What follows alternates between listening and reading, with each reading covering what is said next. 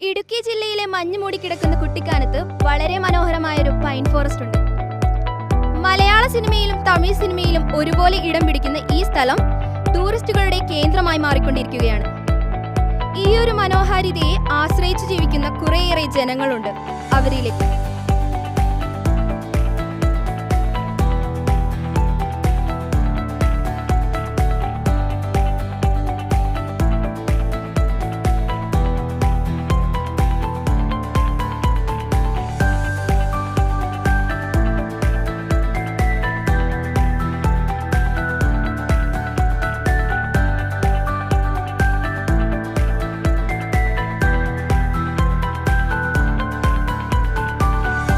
ചേച്ചിയുടെ പേരെന്താ?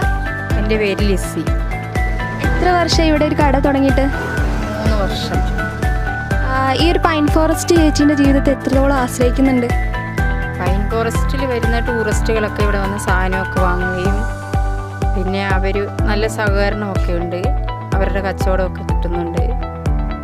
പിന്നെ ഇട ദിവസങ്ങളിലൊന്നും ആൾക്കാർ കൂടുതലായിട്ട് വരത്തില്ല. പിന്നെ നിങ്ങളുടെ കോളേജ് മരിയൻ കോളേജിലുള്ള പിള്ളേരും പിന്നെ NBC കോളേജിലുള്ള പിള്ളേരും ഒക്കെ കടയ്ക്ക് വരുന്നുണ്ട്, അവരുടെ കച്ചവടമൊക്കെ ഉണ്ട്. പിന്നെ നല്ല രീതിയിൽ പോകുന്നുണ്ട് കട. ചേച്ചി ഈ ഒരു ഇവിടുത്തെ ഷൂട്ടിംഗ് ലൊക്കേഷന് പറ്റുമെന്ന് പറയുന്നത്? ഷൂട്ടിംഗ് ലൊക്കേഷൻ എന്ന് പറഞ്ഞാൽ ഇപ്പോൾ ഇവിടെ 2-3 ഫിലിം അവർ ഷൂട്ട് ചെയ്തിട്ടുണ്ട്. പക്ഷേ അത് മുഴുവനും ഫൈനിൻ്റെ അകത്താണ് അവർ ഷൂട്ട് ചെയ്തത്. അപ്പോൾ അവരുടെ കച്ചവടം ഒന്നും കിട്ടത്തില്ല. അവർ ഫുഡ് വെള്ളം എല്ലാം അവർ അവിടെ നിന്ന് കൊണ്ടുവരുന്ന കാരണം കൊണ്ട് അവരുടെ എല്ലാവർക്കും അവരുടെ അവിടെയുള്ള ഇത് ഫുഡൊക്കെ ആയതുകൊണ്ട് പിന്നെ അവരുടെ വലിയ കച്ചവടം ഒട്ടും കച്ചവടം കിട്ടത്തില്ല.